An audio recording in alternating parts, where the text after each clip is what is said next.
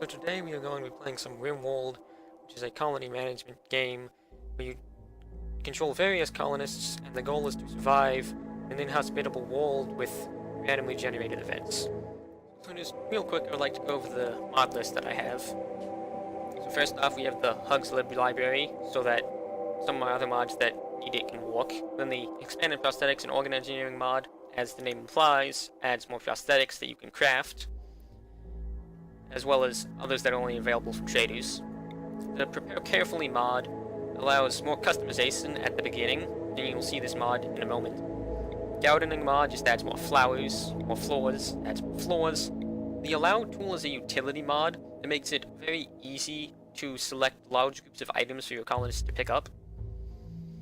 The other thing it does is it adds a new task for your colonists, which is haul urgently, and it just makes hauling items you really want hauled easier. The auto seller, I don't actually use that often, but what it does is when a trader comes, you can set up certain items that will automatically be sold to them. The fuse mod adds an item, the fuse, that allows it to make the short circuit event much less deadly. It still wastes all your power, but it doesn't explode. Conduit Deconstruct makes it much easier to select conduits for deconstruction, which is really nice. The More Turrets mod adds more turrets. Doormats adds doormats. The Medical tab has a new tab along the bottom when in game, and that tab just allows you to more easily monitor the health of your colonists. The Extended Trait mod adds these new traits to you. The Solar Flare Sealed mod just allows you to mitigate the effects of the Solar Flare incident.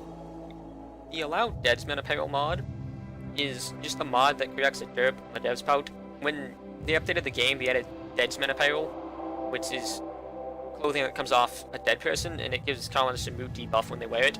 But in the sorting GUI, it didn't actually allow you to say allow it, they only said you to allow non-Deadmanapparel, so this just adds this option for sorting. Advanced Power Generation adds more options for generating power. And Defensive Resistance, just another utility mod that makes it easier to get your colonists to go where you want them to when you're being raided. So that's the mods I have installed for this rated events. So let us begin a new game. We're going to be going with this scenario, and we will be picking the hardest difficulty.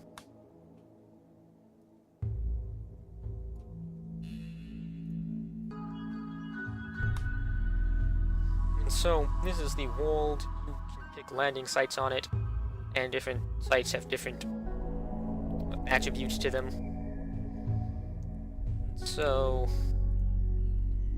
let's see if I can find a good one. So I believe I found a good one here. It has nice mountains that you can dig into and live in. It is actually decent temperatures here too, because it's a temperate forest. Normally I end up in deserts.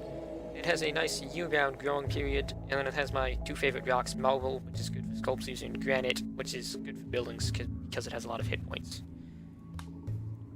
And so this is the colony generation screen. I have a mod that makes it more precise. And so how this works is you have skills over here, traits here, health modifiers over here, and over here you have what they look like. This is just for the in-game sprite, and this is aids. This has no effect, but this can actually end up giving them debuffs later in the game from aids. So I will come back when I have a decent character picked out. So back, and I have finished creating my character. So over here we have the skills this character has. This one has a lot of skills because these is the only character I have for this scenario, so he needs to have a lot of skills in order to be able to do everything I need him to do. So first off, he has suiting. He will be a ranged character, but this is lower than his melee because this is easy to train up in-game. So I just have it somewhat lower, at a more of a mid-level, and then a burning passion for it, which makes him learn twice as fast, 1.5 times as fast, and get joy from it. And of course melee, this one's harder to level up, so I have it at a higher level, And then social affects trading and interactions with other characters.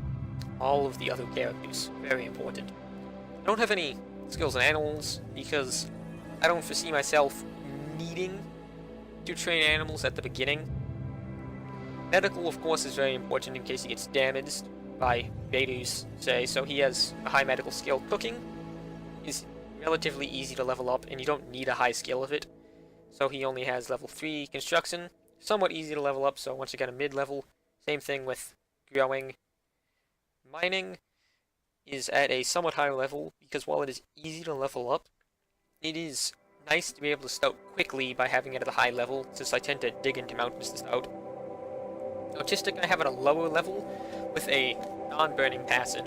Simply just a normal passion, which is 1 times learning rate, and 1 times joy gain, as opposed to no passion, which is 33% learning rate, and at a low level, because it's not very important, but it's still nice to have. Crafting is at 9, and a burning passion, because it's somewhat harder to level up, it's more resource intensive to level up, and it's pretty important. And then intellectual, which allows you to research new technologies and such, is at a mid-level, fairly easy to level up, but once again just nice to start rapidly with. So over here we just have, like, backstory as it says, and these just add points over here. You can read them if you want. Over here we have the traits, so Industrious makes him walk faster, Iron-Willed makes him less likely to snap, go insane, which is nice, because if he goes insane, only colonist, it's kind of bad. And then Trigger Happy, normally this would be considered a negative trait, but I think of it as a positive trait, because while he is less accurate, once you get a high enough shooting level and some bionics, that tends to cancel that out. Whereas the minus 50% aiming time is actually pretty nice. And then down here I just have some negative things, like hangovers, heat stroke, hypothermia, drunk. Not necessarily drunk, but it's getting there, just to get myself some extra points. And then I gave him some bionics, just to help out at the beginning. And note that this does have a point cap and stuff, does take points. And then over here we have a character, looks like that. Age 21, so he doesn't get too old and start to get age-related diseases. And then in terms of equipment, I got some extra points by changing the default for this scenario charge rifle to assault rifle, and the glitter world medicine, the highest tier medicine, to just normal medicine, to save some points, along with reducing the amount of steel and no wood because we're in a forest. And I just reduced some of the other stuff in favor of points as well. And so yeah, that is my build for this. And next time we will begin the actual gameplay. And so that's all for now. I hope you enjoyed watching, and see you next time.